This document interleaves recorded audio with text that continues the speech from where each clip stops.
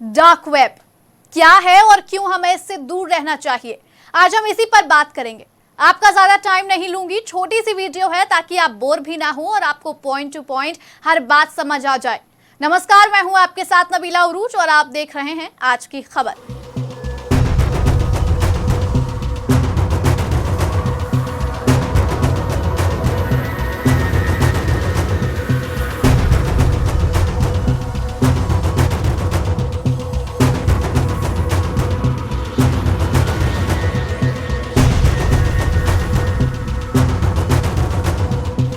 आपको जब कुछ सर्च करना होता है या किसी चीज के बारे में इंफॉर्मेशन निकालनी होती है तो आप ब्राउजर खोलते हैं और उस पर सर्च करके जो इंफॉर्मेशन आपको चाहिए आप वो निकाल लेते हैं।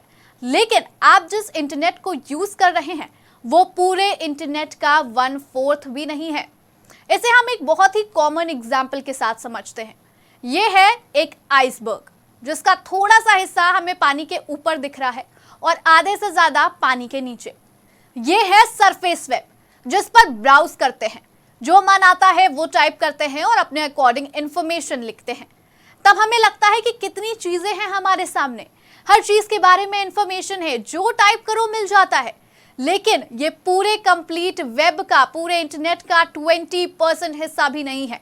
और जो छुपा हुआ हिस्सा है जिसे हम देख नहीं पा रहे वो है डीप वेब, जहां गवर्नमेंट, मिलिट्री, बैंक्स और ऑर्गेनाइजेशंस का सीक्रेट डेटा होता है।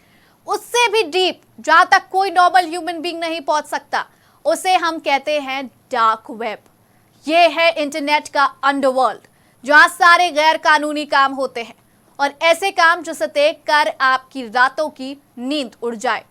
अगर बहुत बेसिक कामों की बात की जाए तो fake passport, credit card, debit card details, drugs, illegal weapons, fake currencies, contact killers. जी हाँ, अब आप सोच रहे होंगे कि इस डार्क वेब को किसी ऐसे ही शैतानी दिमाग वाले शख्स ने बनाया होगा। ये तब से एग्जिस्ट करता है जब से इंटरनेट बनाया गया है। इसे बनाया है अमेरिकन नेवी ने, जब उसे सीक्रेटली अपना डेटा ट्रांसफर करना था ताकि कोई उनके सीक्रेट डेटा का गलत इस्तेमाल ना कर सके, फायदा ना उठा सके। और अब ये इंटरनेट का वो हिस्सा बन चुका है जिसे आप इंटरनेट का अंडरवर्ल्ड कह सकते हैं। आप इसे नॉर्मली किसी भी ब्राउजर पे लिखकर यूज नहीं कर सकते कि आपने डाला www.darkweb.com, तो बिल्कुल नहीं। इसके लिए अलग अलग ब्राउजर्स आते हैं।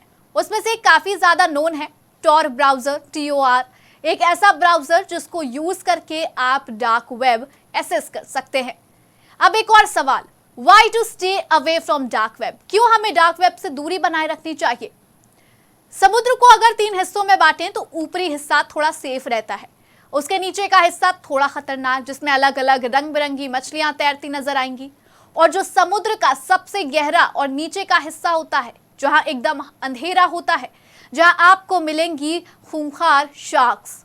यही हिस्सा है इंटरनेट का डार्क वेब, जहां शार्क्स की तरह हैकर्स और साइबर क्रिमिनल्स हर वक्त सतर्क रहते हैं ताकि आपसे छोटी सी भूल हो और वो आपको बर्बाद कर दे। चलिए फॉर एग्जाम्पल हैकर्स किस तरह अपने काम को अंजाम दे सकते हैं उसका एक छोटा सा एग्जाम्पल दे दूं आपको। मान लीजिए आप डार्क वेब यूज करने लगे, उस पर आया एक ऐड।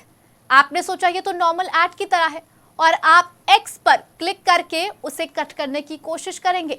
लेकिन आप ये भूल जाते हैं कि आप एक नॉर्मल ब्राउजर पे नहीं हैं, आप हैं डार्क वेब पर। बस जहां आपने वो क्लिक किया, आपका सारा डेटा उनके पास, ईच एंड एवरीथिंग। ये इतना खतरनाक है कि मतलब लोग किलर्स को वहां असाइन करते हैं और लोगों को तकलीफ देने के पैसे देते हैं। लेकिन सवाल ये आता है कि वो काम पूरा होता है या नहीं, कितनी क्रेडिबिलिटी होती है।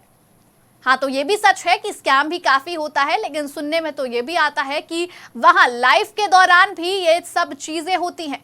जैसे एक आदमी ने एक शख्स को चेयर पर बैठाया और लाइव ऑन कर दिया। ऑन द स्पॉट जो लोग जुड़ते जाते हैं 10 बिटकॉइन ट्रांसफर करे और बोला उसका कान काट दो, उसके हाथों की उंगलियां काट दो। और ये देखकर उन लोगों को सेटिस्फैक्शन मिलता है। मतलब लाइव स्ट्रीम्स पर लोगों को टॉर्चर किया जाता है, कुछ बिटकॉइंस के लिए लोगों को किडनैप किया जाता है, लोगों के ऑर्गन्स बेचे जाते हैं। आप इससे जितना दूर रहें उतना सही है, क्योंकि आपको अंदाजा भी नहीं होगा कि आप कितने दलदल में फंसे हैं। फिलहाल इस वीडियो में इतना ही। अब मुझे यानी नबीला उरूज को दीजिए इजाजत और इस तरह की तमाम इन्फॉर्मेटिव वीडियोस के लिए बने रहिए आज की खबर के साथ।